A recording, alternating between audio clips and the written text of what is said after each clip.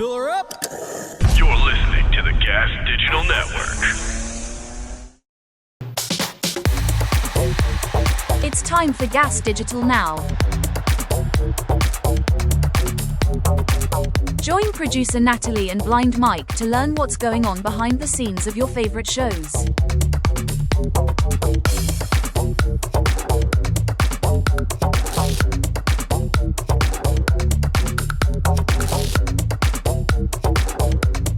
And we are the coolest motherfuckers on the planet. All right.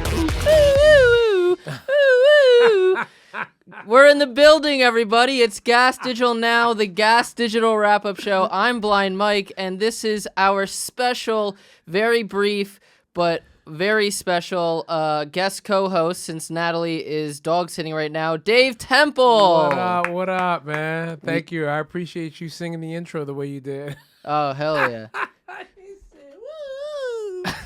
Do you remember the Dylan drop? That's one of my favorites also from No Need for Apologies. Which one? Was it a Dylan drop, or what did he do where it was like he made it clearly 30 minutes before the show. And it sounded so funny though. We do a segment, a game on the show called Do He Need a Cut? Oh yeah, do he? So we show pictures of white guys, and usually with the black guests, we try to guess whether or not this white guy needs a haircut or not. And he's like, we need an intro for that show. And we need an intro for that segment. And literally, Dylan got to the studio like 20 minutes before the show started and was like, do he need a cut? I have no idea. And that was it. And it was just like a little... And it was like, wow, dude. Wow. That's so funny. But thank you for being here. Yeah, no doubt, do you... The bookings, I'm assuming... From what I've noticed, at least in my algorithm, the NNFA bookings on other podcasts seem to increase in February. Do you get sick of that, or are you grateful for it? You know what? It is what it is. It's like, yeah, I kind of get sick of it because you know what it is. Because it's not even just on GaS. It's everywhere. Yeah. Like even like Bobby Kelly just hit us up, and it's like, you look at the text thread year to date. It's like a text thread you didn't even think to delete, but you see like, oh, February 19th, 2025 was the last time I've heard from Bobby Kelly in any way, shape, or form, you know? So, yeah, I get it. It is fascinating that everyone does that they go, who do we know that's black to get on here? So if you've been watching on NNFA, we've done the exact opposite. We did a white woman every episode in February. Yeah. What was I going to say on that? I feel like Zach, like, he should be grandfathered in because he actually has a concept behind it, right? He does blaxploitation movies every February. I feel like that's kind of like at least there's a theme to it, you know? Yeah, well, and Zach, here's the interesting thing about Zach, and Zach is kind of like my my good friend, rest in peace, Chris Cotton. Zach puts in the effort behind the scenes. Mm-hmm. Y'all don't see it. Zach has a relationship with all of the black people. It's not just a one and done. Right, you know what I mean? yeah. So yeah. And also, I don't know if you guys are still doing that, but me and Nat actually talked about previously on the show that you guys should have GaS Digital employee Rebecca Kaplan on, because she is also a Rebecca comedian. Oh, no. Wait, who's Rebecca Kaplan? Do I know Rebecca Kaplan? I know the name, but I cannot think of who that is right now. Mousy, autistic girl that works here. Becca. Yeah, She goes by Becca. Yes. Oh, yeah. She used to do clips for us. Yes. Yeah. Okay, yeah. Because you guys are doing all Rebeccas all Is she month long. blind also? No. No? Okay. It's just a little awkward. Very autistic. Very on the spectrum.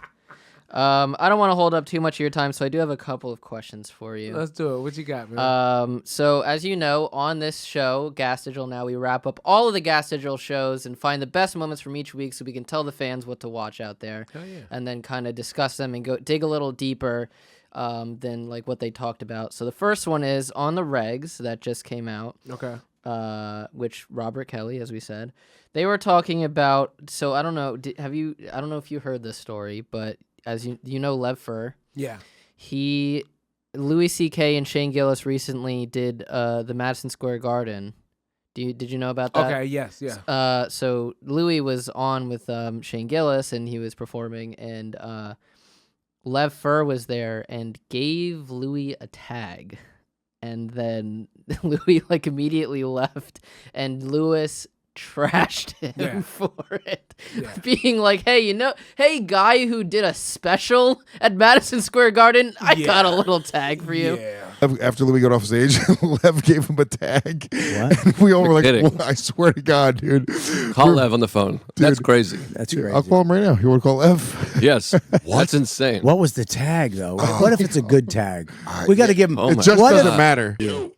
Lev, you're on the regs right now. I just revealed to everyone that you gave Louis C.K. a tag after you go off stage at the Garden, so everyone wants to, I think, yell at you. No, we want to know what the tag is. No, we want to know what the tag was before we trash you. We want to know it could be a great tag. What was the tag to what joke? The tag sucked dick, and I knew it was a countdown until Louis fucking betrayed me like this for the views. Yeah, we feel that all the time. Yeah. So my question for you is, how do you feel about getting tags, and have you ever used any, or are you against it? Like, what is your thoughts? I've never gotten a tag that was good. I've never had a comic or non-comic come up to you and be like, you know what would really go? And then you just be like, oh, wow. Like, and the sad part is you're in a really low space if you try it. Like, if you know what I mean? It's like if somebody offers you, it's like if a crazy homeless person is like, yo, you want to sip at his Tito's? And you go like, yeah, you know what? I'll take a sip. Give me the brown paper bag. Come on. Oh, thank you. Thank you for sharing that with me. My night is about to get so much better now that I had a sip of this vodka from this homeless man in a plastic bag. That is 100% what you did, Lev. You were sitting there drinking out of a plastic bag. You're like, Louis, hey, Louis, you like vodka?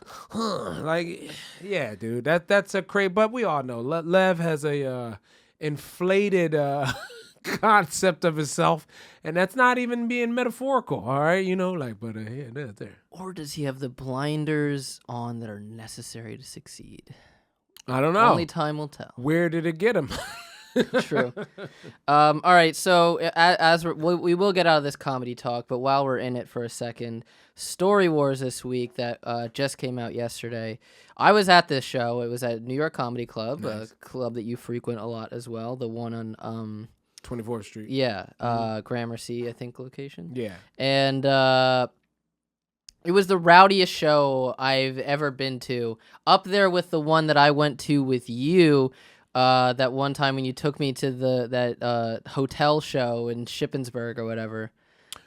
Yeah, was that a rowdy show? I remember driving long distance with you to Central PA. It was very rowdy. We did a show. It was in a hotel. It was definitely like a birthday bash situation. People were drunk and not necessarily there all for comedy. Okay, yeah. But you did your thing up there. Yeah, I don't remember the show, but I remember the trip. I remember the road trip with you, yeah. So I want to know, how do you deal with like rowdy crowds, and like what's your approach? Do you try to just like go through, or do you play with them a little bit? It depends on whether I'm drinking or not. Okay. Like if I'm drinking, you know what? Fuck it. Give me a double. Give me a double shot now and a double shot to take on stage, and we will see where this goes. And then like, you know, that's usually not a good combination, because that's usually where I'm like trying to fuck somebody after the show. Like, sure. You know, like some just weird piece of white woman, and I'm like, yeah, come on, I'm down. But like if I'm sober and I'm not drinking that night, it's definitely like, all right, let me try to get these jokes off and just get the fuck out of here and get back to whatever it is I'm focused on at the moment. You know what I mean? Like, yeah. Do you know you've seen I don't know if it was a This Is Not Happening or just a clip I saw, but Patton Oswalt talking about the drunkest show he's ever done. Okay. It's literally, it was at a casino, go figure, and they had an intermission for booze. Ooh, yeah. And he said they came back and they're just screaming Kings of Queens quotes at him. Yeah, and he just was just he just did it, and he's like, and that's how I got my daughter through college. Exactly, yeah. That gig. Dude, we went to Europe a couple years ago. In Europe, they do that. They don't have wait staff in their comedy clubs. Weird. They do, like, say if there's 4 comics on the show, the host will get the crowd going for the first 2, but they basically, everyone hits the bar, they come in, the host gets them up, they see 2 comics, and then there's an intermission. Go to the bathroom, go re-up on another drink, and that's the end. And the Europeans, they just double fist. They'll just get like 2 beers and they'll just allow one to get warm as they sit there, but they don't get out of their seats. And then comic number 3 and 4 perform, which it works out pretty good because there is no waitress coming through disturbing the show. There's no ordering drinks throughout the show. Like everyone is fully at attention and they get it. You know what I mean? They're like, yeah, we're here. I got my 2 pints. Let's go. Hell yeah. Well, going back to that story for the one time I did go on the road with you, do you remember the fight you got in with the opener? Mm-mm. Dude, No, what I happened? think it was a situation where like he got pissed because either he was late for you picking him up or you didn't give him a ride. There was something about a ride, I think, or something. But you guys like got in an argument before the show started. Really? And it was like a situation where it was like because it was a hotel, so you had a room. So we were like hanging. You like dropped your stuff off in the room. You know what? Now I remember. Yes, yes. I remember afterwards you were planning on staying the night, and then after this argument, you were like, "All right, Mikey, we just gotta go. We're not sleeping in the same room as this guy." I don't think it was definitely like I don't want to be around this guy because of the fight. I remember that it was Jonas Janot. I think it was just I think the argument was like banter, but it was definitely like silly on some like. You were here the whole time. You had a way to get out here. It was something that. petty, but if it was bantery, there was a point where it got real. Yeah, because I didn't like the call out of whatever was dumb. Where it was like, dude, you could have called me and we could have figured this out. You know, like people like him are the reason I don't answer my phone now. You know what I mean? Like I rarely answer the phone anymore because it's just like people are just stupid on the phone. Send me a text, send me an email so we have it in writing what was said. Yeah. Next up, Spookshow. You were on recently. Yeah. Speaking of which, earlier, is there anything you said on the show or reaction you've had now from watching the Baby on the Highway movie that maybe you didn't say on Spookshow? No, just knowing that, you know, like the guy who made that Baby on the Highway movie, Alvin Gray, you know, we've become friends since watching the Diddy version of the movie. Okay, because this is all behind the scenes stuff, because I didn't say this on the show, but it was funny as we were watching it and they were asking, like, how the hell did he get these girls to participate? And the one thing that I was like, dude, well, the one girl is his wife. The main girl, the girl who's playing the main girl is like his actual wife. And she is I don't know what you call those people, but she does Botox. Oh, okay. So when they kept showing like this doctor's office and shit like that, I'm like, this is her office that she does Botox in. That's how he got all of this shit done. You know what I mean? Like even if you watch the movie again, it's a reason to go and watch Spookshow. But his name is Alvin Gray. So if you watch her robe in the thing, it says Gray Aesthetics or whatever the name of the thing is. Like, it's his wife's shop. Oh, how cool! They got to do more horror movies then for sure, because like you have like all this like the props there to make like cool gory stuff. I feel like you could probably do fun stuff with silicone. Whatever they use. Yeah, which he gets it now too. Yeah, like, that's actually how I met him. I met him going down to Baltimore and doing shows down there. But then he's been in New York where his wife is coming to get new certifications to fucking inject people. So he'll just be like hanging out in Times Square waiting for his wife.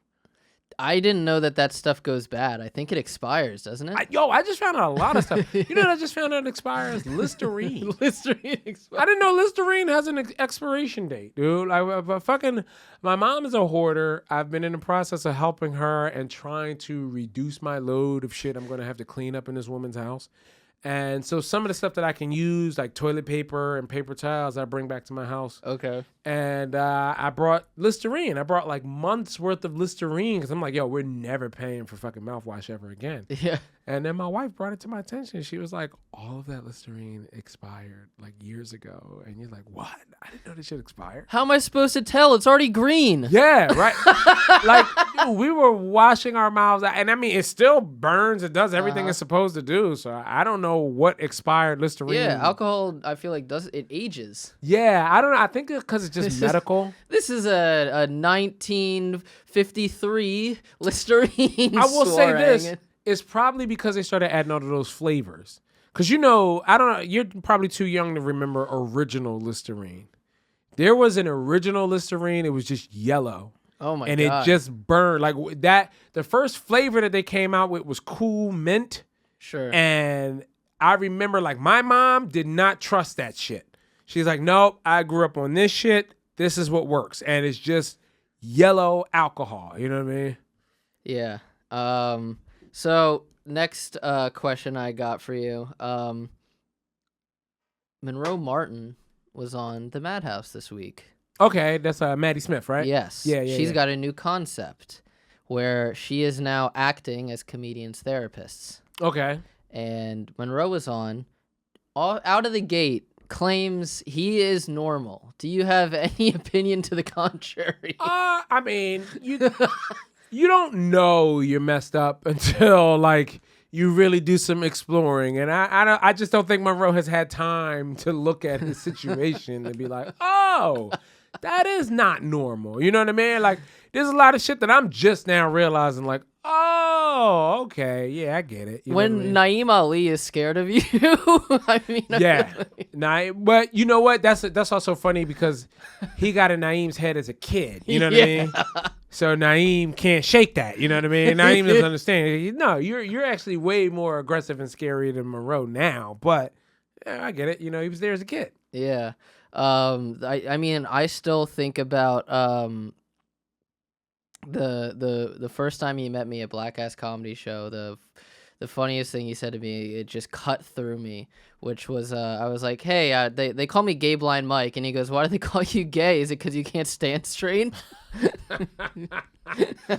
were actually just talking about that on No Need recently, about how introducing anyone to Gay Blind Mike as that is, it fucks them up. Yeah. Because they can't get past the name. You know what I mean? So it's like, if you ever want to stop somebody dead in their tracks, just introduce them to Gay Blind Mike. Hey, I want you to meet Gay Blind Mike. Like, what the fuck is that? Can you call him that? Like, yeah. Wait, are you gay? No, he's not gay. So why do you call him Gay Blind Mike? Well, it's just funny. Like, well, are you blind? Well, yes, he is blind. And that's the thing that, wait, he's blind? So then we were talking about how I particularly enjoyed, because, and you know you have a level of autism that is it's unmatched. And there are people who are socially awkward. You know what I mean? And then, like, I love to introduce them to you to see how real their socially awkwardness is. You know what I mean? I've watched you get under Pocket's skin. Pockets, Pockets, Graham, in the studio, right? But Pockets is one of the people that people go like, "What the fuck is up with that guy?" And I will never forget introducing him to Gay Blind Mike, and just not even walking fully away. I just walked and just hid over here behind the wall, and just watching you and Gay Blind Mike with his. So why do they call you Pockets? Is that your real name or what? Like, and you just watch him like, the fuck is up with all these questions? You know what I mean? And I'm like, yeah, get him, Mike. Keep asking him more shit. Shit, he ain't that fucking awkward. Billy June. Do you remember meeting Billy June? I know this story. Yeah, I remember this interaction. Loved posting you up with Billy June. Like, hey, Billy June, you met Gay Blind Mike, Billy June. And you just watch Billy June come back like, that fucking guy is crazy. Like, yeah, you don't like it, do you? Yeah, stop being that way. You know what I mean? Like, that's why. See, here's the thing I like about you. Yours is genuine. I know you. I've done car rides with you. I've hung out with you. I go, oh, yeah, Mike is just being Mike. He's inquisitive. He has a lot of questions, and he's direct with his questions, and it fucks people up. They don't know how to deal with that. But watching people who do that to other people now get it from you, and it's like, hey, that's my thing. When it comes to like that, I'm autistic or I'm socially awkward. All right, prove it. You need to go up against another autistic person, and y'all need. Yeah. You can't get annoyed. You can't get annoyed by this person being awkward. You know. I've realized since I've worked here that it's. I think it's not even an like maybe there's a few screws loose, but it's also because I think I approach social situations differently because I do have trouble facially reading social cues on people's faces. Correct. So, and they can't read yours either. Yeah. They can't tell what the fuck you're looking at, so they can't they can't figure out whether you're trolling or not. You know what I mean? And that's what makes it beautiful, because it's like, nope, he's serious. You know what I mean? Like, yeah, they're waiting for you to break character. And it's like, nope, that's not a character. That's who he is. Accidental Matan. That's going to be the name of this episode. Oh, yeah. Which, that guy, all right, do you think that guy's the real deal or that's a character? I watched Shane Gillis almost break him. It is definitely a character. I watched Shane Gillis get this close where, like, Shane was like, do your real voice, dude. Yeah. And he goes, and he went, because Shane was like, I've been to LA. People don't sound like that. And then Matan goes, well, no, I mean, and then he went right back into the thing. He was like, well, I'm from a certain part of LA. I saw him. And I was like, exactly. I was the same way at Skankfest. I was watching him in the green room. Because the thing is, I like what he does in the podcast. And I want to be able to, commend him on that. Like, yo, I really appreciate your work, but I don't want to deal with the character. And so I'm watching him in the green room, and I'm watching him stay in character, and I'm like, I think he's just like, yeah, I get it. You're committing to the bit, but like, I don't want to know that guy. I want to know the real Matan. You know about the Mike Feeney thing? So Matan was doing a hilarious bit where he was just in the green room introducing different people to Mike Cannon. Okay. People who knew Mike Cannon. Right. And people, he's just like, he has a new podcast on Gav Digital. Do you know Mike Cannon? I have to introduce you to Mike Cannon. And so Feeney was watching this, and he goes over to this Matan's silent partner, and he gay chickened him, where he went up in for a kiss, and then you watched him break and like jump away because he.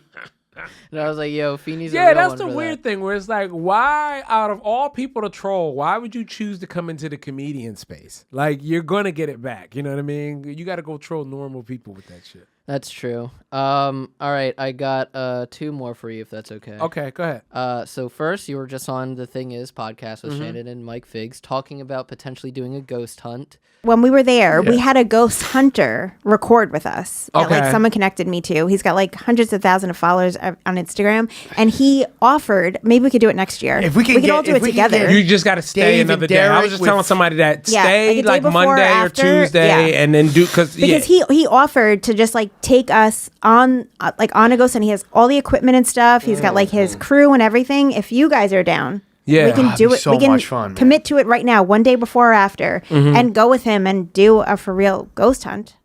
What are you? You're not? You said, I think on the show you don't really believe in ghosts, right? Like, I don't really believe, because it's just like, for every story that I've heard about ghosts, right? Some sort of tragic thing happens to a person and they have unfinished business. Sure. You would think there would be way more ghosts in the hood.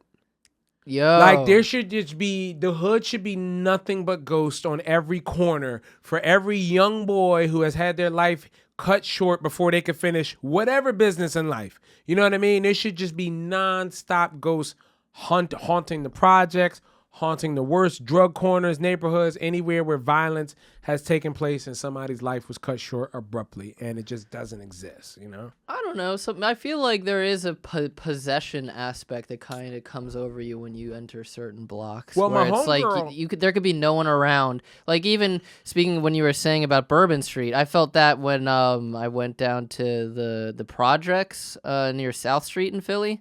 Like, there's not a lot of people around, but you just feel the energy is different, and that could be ghostly. Yeah, shout out to, my homegirl Chloe Hillier. Chloe had one of the greatest jokes about this. It made Time Out in New York years ago, but she was saying, I think the reason why there are no ghosts in the hood is you have to own a house before you can haunt it.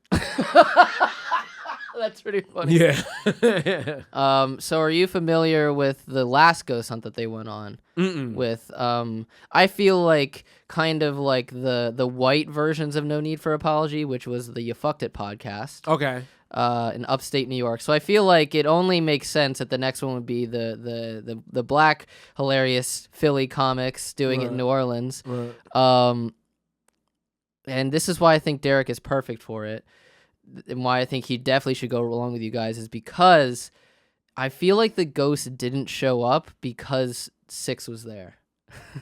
I don't know why. You think Six has the thing that makes them I think he had an energy where they were like, I'm who good would on is this guy. All right, I've got some bad mojo going on around me, but the energy with this guy is fucked, dude. I don't want to go nowhere near that guy.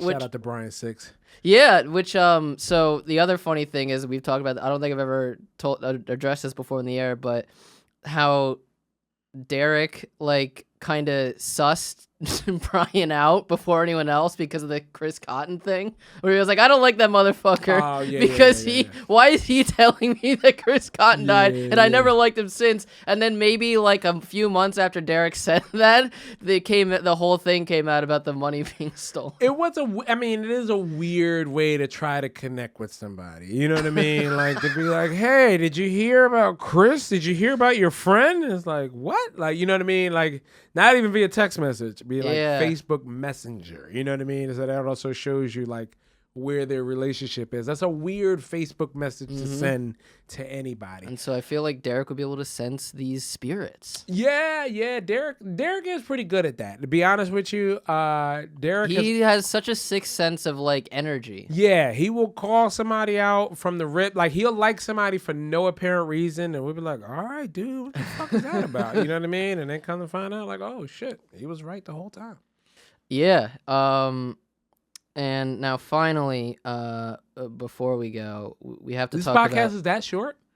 Well, I just didn't want to hold you for the whole time. Oh, okay. Because I'm assuming you have stuff after this, right? I'm going to go home and beat my wife. No. Oh, shit. All right. Well, crazy. No one does that anymore. No one just finishes a long day of work and just goes home and just takes it out. I feel like that's what Chris Brown was doing. He's like, the notes I just reached?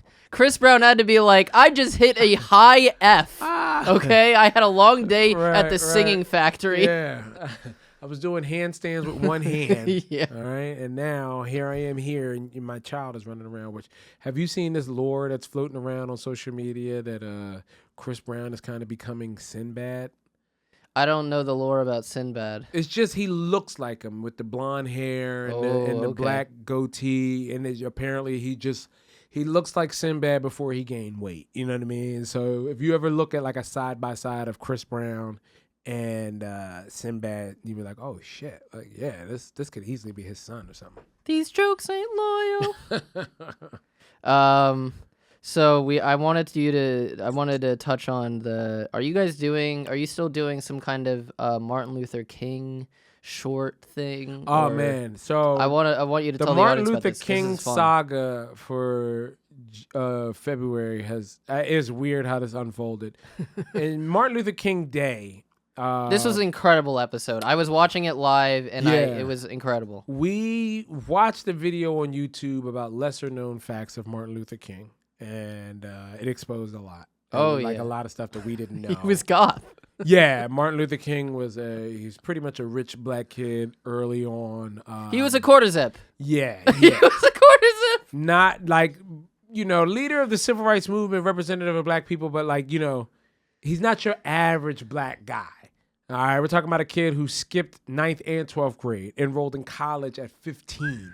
Different. You understand? Like, tried to kill himself at like 10, you know what I mean? You're like, oh, you privileged than a motherfucker, you know what I mean? Like, try to kill himself by jumping out of a 2nd-story window, which again, privilege, man, you know what I mean? To have 2 floors, like, all right, so yeah, you're not responsible for your mom's credit, right.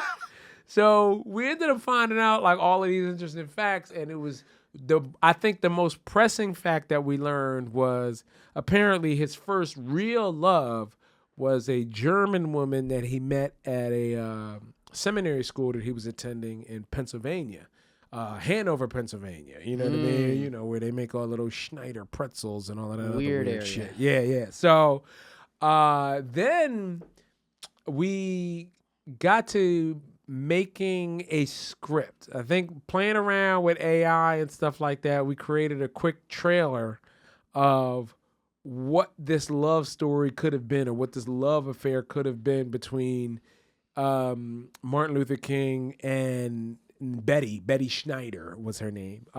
We couldn't use the name Martin Luther King. Apparently, like, using his name is like, you'll get sued. So we used his real name, Michael King, which we found from the lesser known facts. But yeah, we ended up creating a bunch of scenes from a love movie, like a whole movie of an interracial love story, and we acted it out on the show every week with a different white woman. We had Derek play Michael King, And then we brought a different white woman on to play Betty Schneider every episode. And it was just really fun to fucking act that out and just do all of the shit. So, yeah, go check those episodes out if you haven't already. What would you say the titular line would be of the script? The titular line, I will say this. Karen Feehan, god damn, that bitch is funny. Like, she fucking killed it. She really went hard with the accent on just like saying things in her funny accent. I think the titular line, though, would have been at one point the German character does like a reveille character, like she does like a ballet move to show that she can dance to Michael King's character, which is being played by Derek. And the line is, she was like, show me that move again. And the line is, well, what was that shit you just did? And Derek says it, no Martin Luther King impression at all. He's just like, well, what the fuck was that shit you just did? And it was just such a funny thing on some like, yeah, like I could totally see Martin Luther King kind of be impressed by this. Like, yo, what the fuck was that shit you just did? You know, like, yo. She begins to move, a mix of ballet and awkward improvisation. Michael watches, arms folded. She finishes, embarrassed.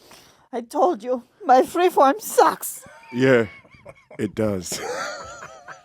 And Michael King, that blew my mind when I heard it. And the cigarettes. Yeah, and the other thing is with the German accent, when she does say his full name, Mike King, it sounds like my king. Oh, I know Derek had a good time with that. So just playing along with that of like some white woman just referring to him as my king. Yeah.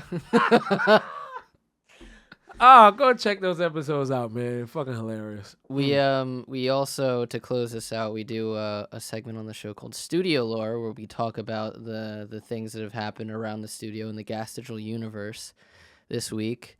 Nothing happened because there was a big snowstorm. Yeah. So yesterday, who shovels this place out? Which one of you producers is that your job also? That like, because I know you guys don't have a snowblower here. Like I don't see the shovel, and I don't feel like the landlord takes care of that. I'm assuming it's Josh, just because he's shaped like an ice pick. Yeah. So there was none of the shows recorded yesterday, and I have been cooking up for a minute. I took a long time to put out the Skankfest footage, which you were a part of. Unfortunately, I had a lot of audio issues. And yours was green room interviews, right?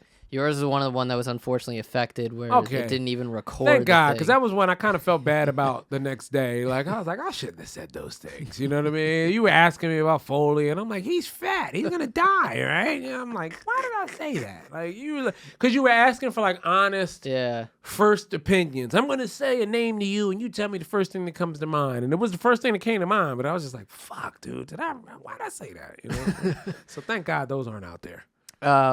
There was a lot of audio issues, but I finally put it out, and I felt like it was yesterday was the perfect Monday when the snowstorm happened was the perfect time too, because like a lot of the fans were pissed that like there was no Real-Ass Podcast, no Zach Amico's Morning Zoo, Skanks had to cancel at the stand, so there was a lot of disappointment in the day. I'm like, maybe I can brighten people's day a little bit but I was plagued with issues, and I don't know if you've ever noticed this or experienced this with me, but I have a tendency when my computer is slow or when something's not going my way, I get very frustrated, and I will. Natalie is also the reason she's not here is because she's been dog sitting in Jersey. So, and I'm in Jersey City, not too far from you. So I've just been kind of, hanging out in the apartment by myself, and I was working on this, and I just started yelling and pounding the table and, getting kind of frustrated.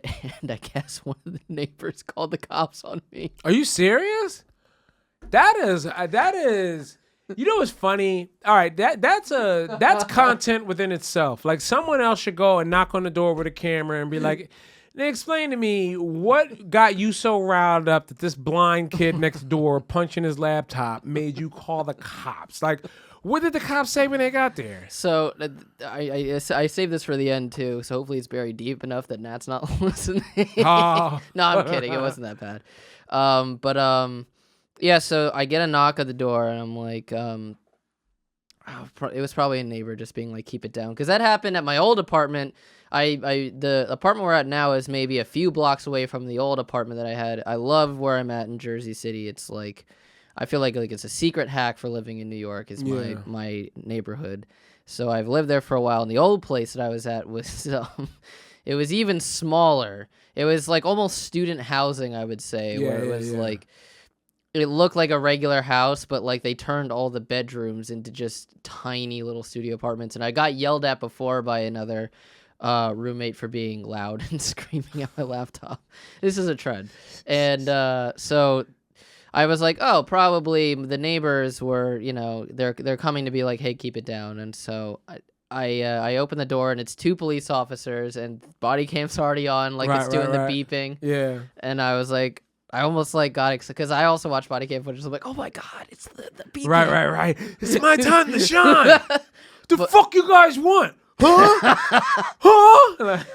But they were like, hey, we heard there was someone complained that there was a lot of like shouting and banging going on. And I was like, they were like, are you here by yourself? They were like looking in the apartment. And now the cat's like coming out of the hallway because the cat's never been outside the apartment before. So the cat's like, what's going on? Right. And I was just like, oh, yeah, that was me. I'm sorry. I just got frustrated with something. And they were like, well, you have, I mean, it's your apartment. You have the right to be frustrated. We're just checking on you. Yeah. And I was like, no, listen, honestly, like I feel bad that that I was disturbing the other neighbors enough that they had to call the cops. So I'll take the L on that one, and I'll try to keep it down. I'm sorry that you guys had to come all your way over here in the middle of the snow. And they were like, no worries. Like they were almost like mad at the other person for calling the cops. Exactly. They're like, have you seen this guy? He's fucking blind.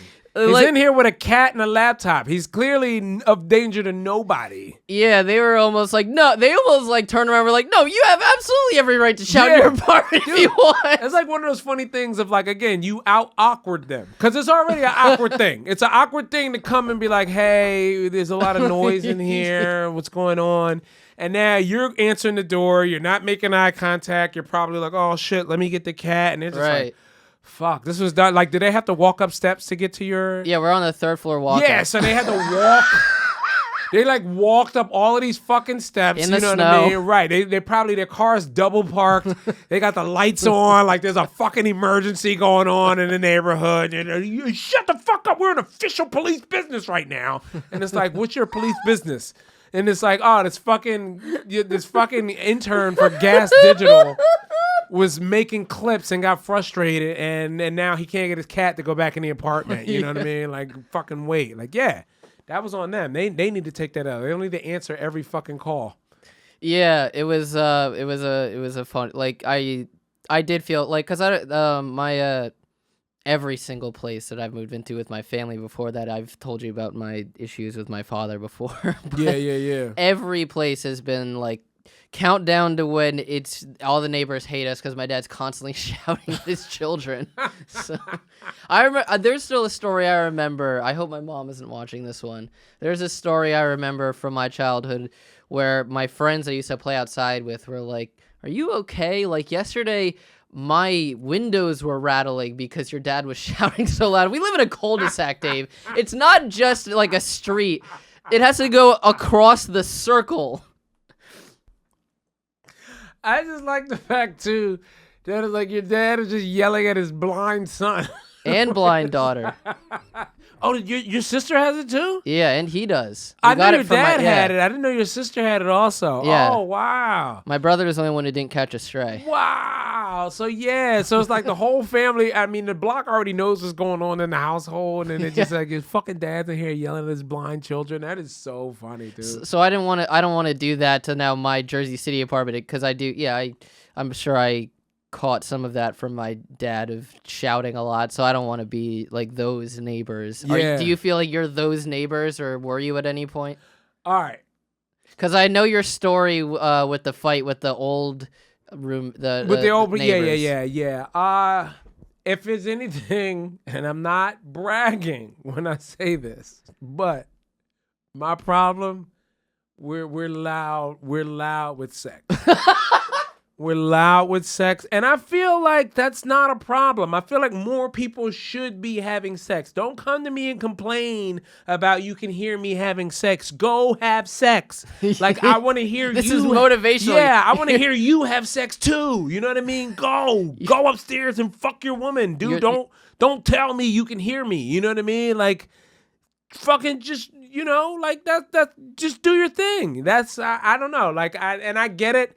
I don't know why that makes people uncomfortable. Like, I want to my thing is, I haven't since college, I have not heard a neighbor have sex. Oh, and not to be Jim Norton, but it was such a treat when you did. Yeah. Such a treat. I want to hear my neighbors fucking. I want to hear, like, one of my biggest concerns, and it's a weird hyperfixation, is the nicer the house, the nicer the apartment, I feel like there's not enough sex going on. Like, when I see, like, TikToks of nice places, or, like, you ever just be walking and you look up and you look at, oh, wow, you can see the penthouse up there. Well, you can't see the penthouse, but there's like, you see nice apartments on buildings. You're like, yo, man, I hope they up there having sex, man. Right. I hope, because I would hate to feel that concept that someone is paying like $18,000 a month for a penthouse apartment and they're not getting laid in it. I think we learned from the Epstein files they are. I hope so. And maybe that is it. Maybe the little boy sex is what you got to do to make the mortgage worthwhile. Fuck it. You know what I mean? But there's damn. There is there's a line you have to toe, though, especially with, no offense to your wife's people, but the Latino community, especially the more passionate the sex, also the more passionate the domestic violence is, which can also be very loud. Which I think the thing for us is, you don't know. Like, when you first move into a place, it's not like you can test it out by going like, oh, all right, we like this apartment, but can we go next door and, she stay over here and scream so that we know what it sounds like on the other side. Yeah. That you don't find out other people can hear you until you hear them. Does that make sense? Yeah. It's like, it's not until, like, I hear my neighbor going off about sports where you go, oh, wow, you could really hear right through the ceiling. Yes. Interesting. Like, so that means you could definitely hear, because we've even talked about this to our neighbors, because we do the Suggested For You podcast in the house. And sometimes we get a little loud and passionate and we're yelling. And I've talked to my neighbors and I go, can you hear us podcasting at all? And they're like, no, which we found out later was a fucking lie. You know what I mean? It's just they don't want us to know that they can hear us having sex, which is like, it's so much more embarrassing to be heard doing a podcast than fucking. I would rather hear your O's than being like, and I'm going to be at Side Splitters in March. Especially because they'll hear the podcast and probably think we're arguing. Yeah. You know what I mean? And then they get quiet and they're like, no, they're just fucking podcasting. We're clip farming. Yeah, exactly. You just hear through the door, hack. we know you would suck dick for $1 million. Right. So wait, your place now, is it like it's a building or it's a house broken up into apartments? The old one was a house broken up into apartments when I was really By grinding. yourself, right. And now that we have dual incomes. Yeah. By the way, you and Tiana are invited anytime. We would love to have you over sometime for dinner or something. Okay. All right. But it's a regular apartment. It's a regular apartment building. Regular apartment. So it's insulated. You can't really hear. Well, no. If your neighbors can hear you yelling. Yeah. At the No. computer. I can hear, because the neighborhood I'm in is very Indian, and you can hear like an Indian family playing like Parcheesi or something downstairs, like cheering, which is nice. It's not bad at all. The worst thing is I have never had the old school New York City radiators before, and the clanging, banging. Yeah. That took me a month or two to get used to. Yeah. But yeah, you can hear like the families like cheering and stuff. It's the smell. The smell is the. That's what I'm about to say. I would thing. love to sublet an apartment next to Indians for like a month. I'll put up with the smell if I can hear sex one time. You know what I mean? Like that. I just want to give me that Kundalini. Yeah, I just want to hear the Kama Sutra going on next door. Like, I want to know what that is all about, But other than that, I don't want to deal with that smell. And I don't want to deal with those unruly children in the fucking hallway. My God. Like, hit your children already, India. Wait. Say that again. Hit your children. The new generation, like all of the ones who live in Jersey City, they don't hit their children anymore. They got black people so swag. their children are out of control. You know what I mean? And it's like, you can even ask like an adult Indian person, they hate what they see in Jersey City. They're like, these fucking kids are spoiled.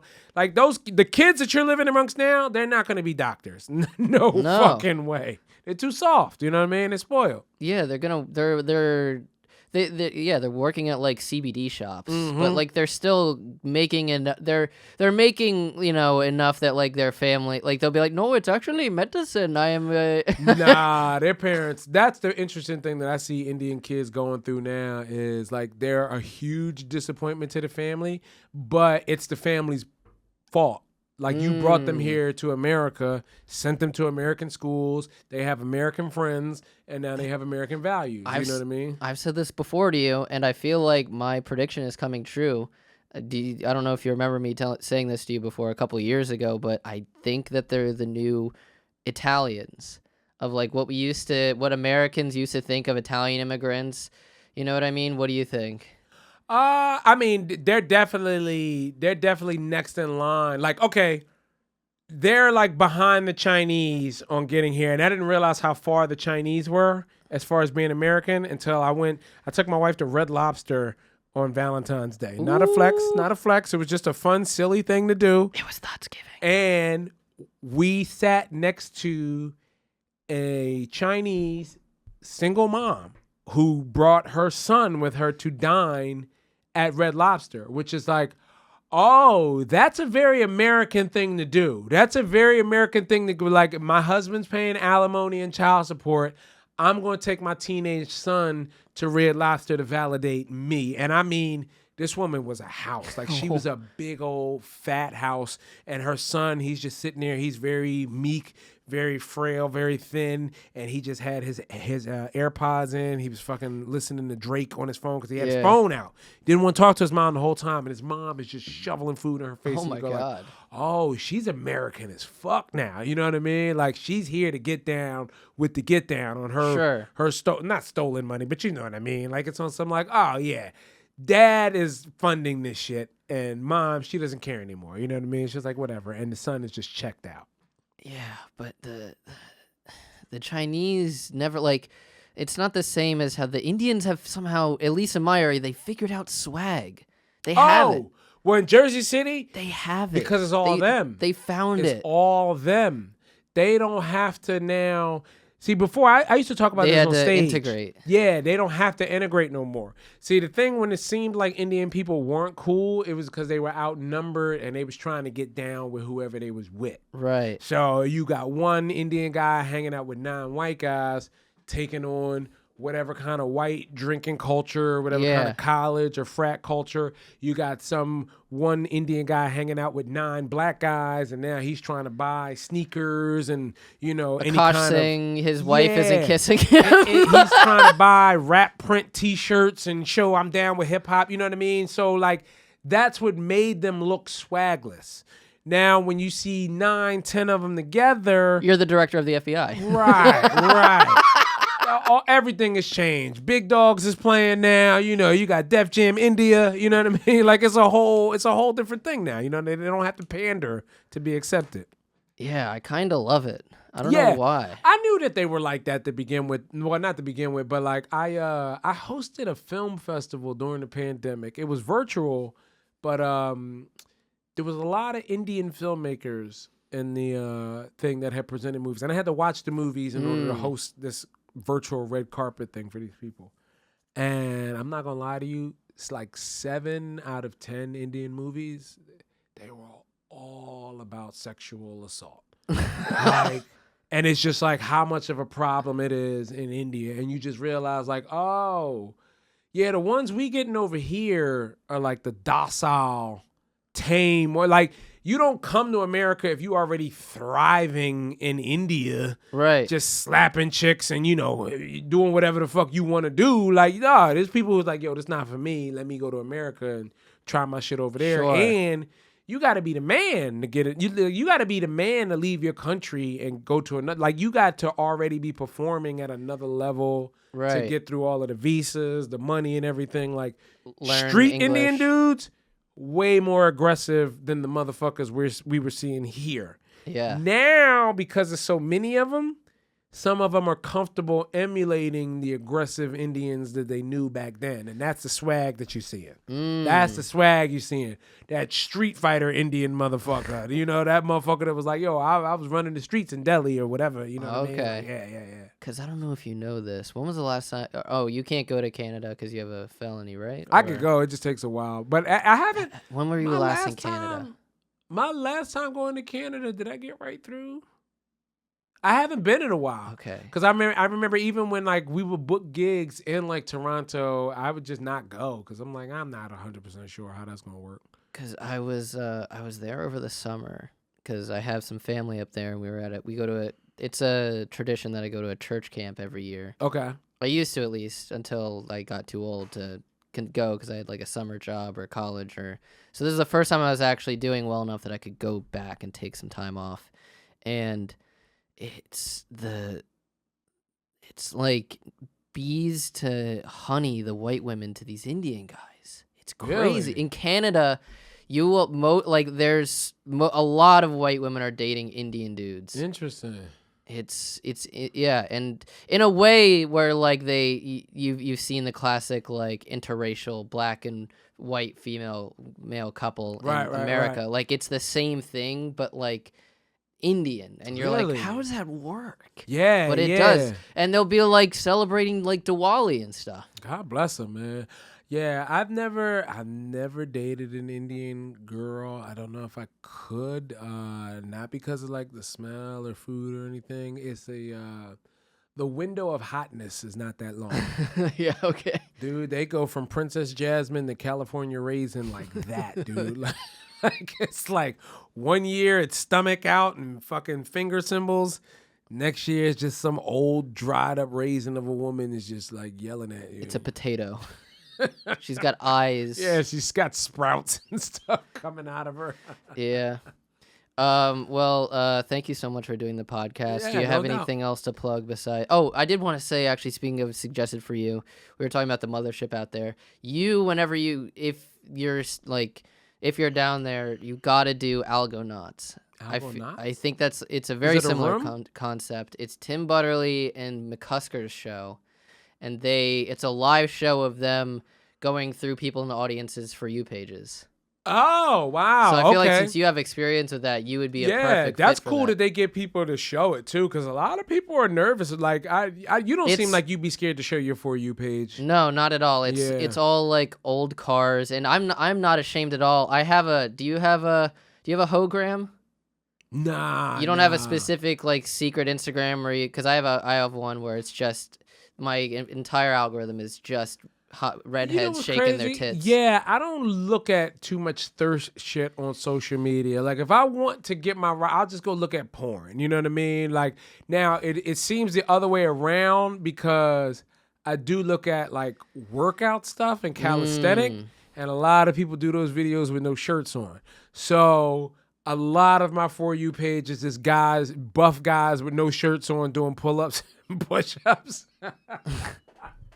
Hey, yo. Every time I hit search, I'm like, yo. hey, yo. Right? What? But like, yeah, but that's it. You know what I mean? Like, yeah, I don't do too much thirst shit on social media. Well, for me, I use that actually as motivation in the gym. Where I'm like, imagine if I get this next rep out, I could fuck her. That's hilarious. So I'll just scroll through until I see a hot one. I'm like, that's the inspiration for this set. And then I'll go. And I kind of have to like hide my, like peek in a corner and kind of look so like people aren't like thinking I'm the weirdo at the gym. Yeah. That's so funny, man. Your girl doesn't care about you looking at other girls on social media? No, I mean, I would inbox her some if I think they're hot enough for her. Yeah. Because she's a lesbian. Nah, mine is the same way. Mine is bisexual. It hasn't benefited me in any way. Whatever. But I'm trying to think. I don't look too much at like sexy stuff on social media. It's just I don't know. It doesn't feel like it leads anywhere to me. Again, it's one of those things where I feel like it's funny because crowd work clips are way more vulnerable than just some chick shaking her tits. Yeah, exactly, right? And that's in your algorithm, whether you like it or not. You're forced to see Peter Ravello. Here's a clip of me bombing and then reaching in the audience because I ran out of material. But the Algonauts show, the reason why also, because it has, I think it's reminiscent of digital graffiti, because they have the projector behind them showing it. Yeah. Oh, so they can actually take people's phone they project it. Oh, wow. And they start the show off with doing their own. So like they start off like, all right, Butterly, McCusker, what are yours for this week? And then they go into the audience so people feel more comfortable and like, well, if they're doing it, why? Yeah, that's dope. That's a smart way to do that. Hell yeah, man, yeah. But I just last thing, I thought it was funny that you're the Tony Robbins of orgasming. Tony Robbins? Yeah, because you were like inspirational. Be like, my fucking should be why you, my noises. Oh, yeah. You're the Tony Robbins of getting the nut off. I feel like everybody should be having sex. If they're not, like, find a way. Just get it done. Mike, what did I tell? Okay, speaking of the first road trip that we ever took, right? What did I tell you was going to fix everything for you? Pussy. Exactly, right? You were because you told me then in that car. He's like, yep. You got it right. I'm a big old virgin. I was like, don't worry, Mike. We'll get you some pussy. And once we get you some pussy, watch life just change for you. And got you some pussy. You stop answering to your dad. Like all of this shit just started working out. And I remember sitting outside of a Sweet Green. That was the first time I ever had Sweet Green. I was like, yo, this shit's dope. But we were sitting outside of, Honey Grow. Honey Grow. Honey Grow slaps. But you were like, the money's always going to come. And that carried me through a lot. Yeah. Because you were like, money comes and it goes. And I didn't want to believe you at first, but I'm like, maybe he's onto something, and that helped me stick around. I think. For you and for anybody listening, man, if you're wondering when the money's gonna come, look, stay in whatever habits you are in now and master them, because that's the key to, like, when you get money. The key is to not fall for lifestyle inflation. Oh. Like, you know what I mean? The minute you get money, you just feel like, oh, well, now I should have this, or I should be doing this. You mean like this? This should cost this much, right? Exactly. So now, when the money goes away again, or it's not as plentiful as it was, it's very hard to revert your lifestyle back to, and then you compromise. We got you there in the first place, right? You know what I mean? So you just dig yourself into a deeper hole to keep a lifestyle that's really, and it could be simple shit like, yo, oh well, when I had money, I would Uber Eats every night. I'm done cooking because fuck it, you know. I could pay $63 for Shake Shack because I got money now, and it's like, yeah, but unbeknownst to you, that's a habit. Right. So now you're just taking money away from future you. Right. Now when your future you needs to be saving and pinching pennies and probably eating a little peanut butter and jelly that's homemade, you're like, I only can get by on Shake Shack for $63. And you're like, all right, well, if you don't know how to cut costs, you're not going to survive, you know? So what is it for you? What? Is it comedy? What's the thing, your habit? What you mean? Like my habit that was costing me? No, just your habit that you decide to master. Yeah, comedy definitely gave me a lifestyle to figure out on some, like, all right, you need to figure out as a poor comedian how to take care of your 2 kids, you know, keep a roof over their head and all that kind of stuff like that. And then that was like intense budgeting to be like, all right, this is what it costs to get this done. You know what I mean? So that would be my core nut that I got to focus on. So let's say if like my core nut that I have to make $5,500 a month to take care of my kids and pay my mortgage and all that kind of stuff like that. Learning how to live within that $5,500 a month so that when the income does blow out, when it goes to $7,000 or $10,000 a month, I'm still living at 55. That way I could keep the other stuff in savings so that if that number ever goes down, especially if it goes below $5,500 a month, we still got something to pull from to make sure that nut is always met. You know what I mean? It's always there. I think we should leave the people on that. Thank you so much for doing the show. Peace. Thank you, guys. And remember to subscribe to gasdigital.com to watch us, all the shows we mentioned today before they come out. Remember to subscribe here on YouTube, because I don't know if you know this, Dave, but once we get to 3,000 subscribers on YouTube, me and Natalie are going to hook ourselves up to a lie detector test. Okay. So we're going to answer any kind of questions that the people want to know. We did a live Q&A where we weren't allowed to refuse questions, and now we're going to verify with a third-party lie detector test. I also just want to point out, for the colleges on both of our shirts, it's very indicative. Like, you see your Penn State, how it just wrinkled up. Yeah. I got on University of Maryland. It's all fresh and crisp. They didn't have no nitty balls on this. Yeah, exactly. This is from my dad. This is how old this is. Is the hat his also? No, this was, I took it from my brother, I think. Did he go to Penn State? No. Yeah. Do you have any LaSalle gear anymore? Yes, I actually have a long sleeve winter one from when I was really, you remember the time when my parents wouldn't let me go back to their house in Philly because of the pandemic, because they thought crossing state lines was like, dangerous. So I slept at a frat house. My frat buddies were nice enough on campus at LaSalle to let me stay there, and there was just a pile of clothes in the corner next to their washing machine. They were like, oh, that was the last frat brother that stayed here, because it was like a legacy frat house. They were like, he just left them. If go through it, show us what you decide to take, and we'll tell you if he's like if it's good or not. And that LaSalle one was one of them, so I have that. But yeah, the t-shirts, I lost them. It's a cool logo. Yeah. I think the Explorer with the big the lens on it, I think that's way cooler than the Temple Owl. Especially you being blind. Now I will say, an Explorer with a fucking telescope.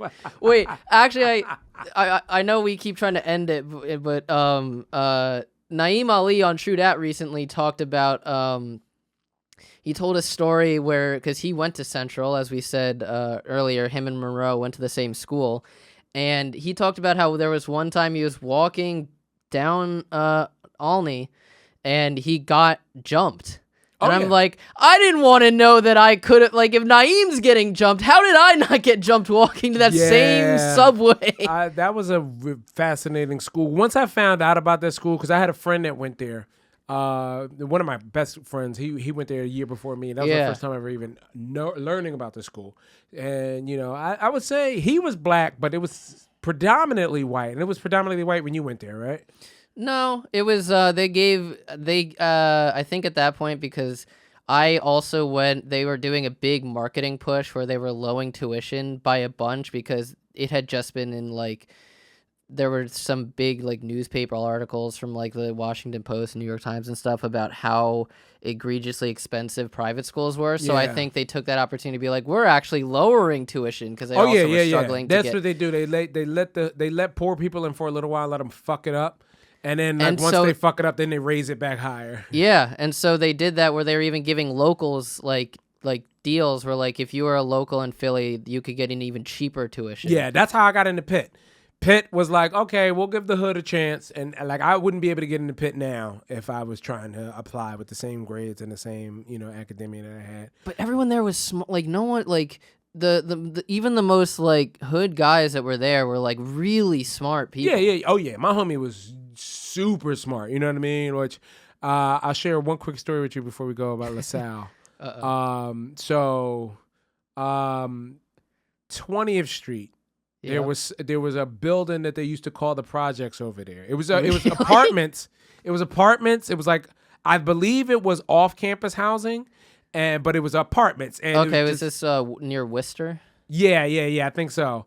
I know I've gone to some house parties on Worcester also, where it was those row homes. I told my grandmother about Worcester, and she taught in Philly, and she was like, honey, don't go down Worcester too far, because it's bad. Worcester gets bad.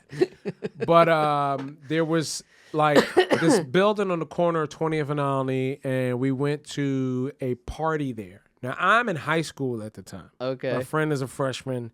He gets us into the party, and I never forget, I finagled going there by being honest with my mom. Like, Mom, I need to use your car, but I need to stay the night where I'm going to be, because I'm not even going to lie to you. I'm going to be drinking. I'm going to be drinking. I don't want to risk drinking and driving in the snow in your car, so just give me the permission to stay out all night, and believe it or not, she went for it. I was honest, and she went for it. So we're at this party at the projects, and they invited some hood dudes, like some straight North Philly drug dealers, to come and supply everybody with drugs at the party. And no one was really partaking in the drugs. I think we bought a jar of Dro like for $20, and we rolled it up and smoked, but I think we were the only ones. And as we got high and got paranoid, I could hear the drug dealers kind of arguing, like, yo, what the fuck, man? They came to this party, we ain't sold shit, man, what the fuck? And I'm like, oh, they're gonna rob the party. Right? Like I got it in my mind, and the paranoia, dude, this party is about to get robbed. Like, these drug dealers are pissed they didn't make any money. So like I'm panicking, and I'm like, guys, we gotta go. I'm telling my friends we gotta go. And I can't articulate why we need to leave. I'm just telling them we need to leave now. And they catch on to my urgency. Right, to the point where we leave. One thing about this party, because his apartment, however it was set up, we all had to take our shoes off to be in the apartment. So we left our shoes behind, and we go out front, and it's fucking snowing. Like, I have my friends outside in the snow because I have convinced myself that these black drug dealers are going to rob everybody at this white party, and we need to leave. And to this day, my friends still clown me about that shit. Like, yo, remember the day you got paranoid and had us out in the snow with no fucking shoes on? Don't let Dave smoke. So yeah, that was that was my LaSalle Dro story. Well, again, guys, thank you so much for coming on, and thank you for that story. Great story. Follow the Gas Digital accounts at Gas Digital on Instagram and Twitter, and the YouTube channel at Gas Digital Network if you want to check out that Skankfest video I just put up. And follow No Need for Apologies, obviously. We be talking about them on here, and we'll see you next week. Peace. Thanks. Thank you for staying for the whole time. I didn't expect that. No, man. Get your pot.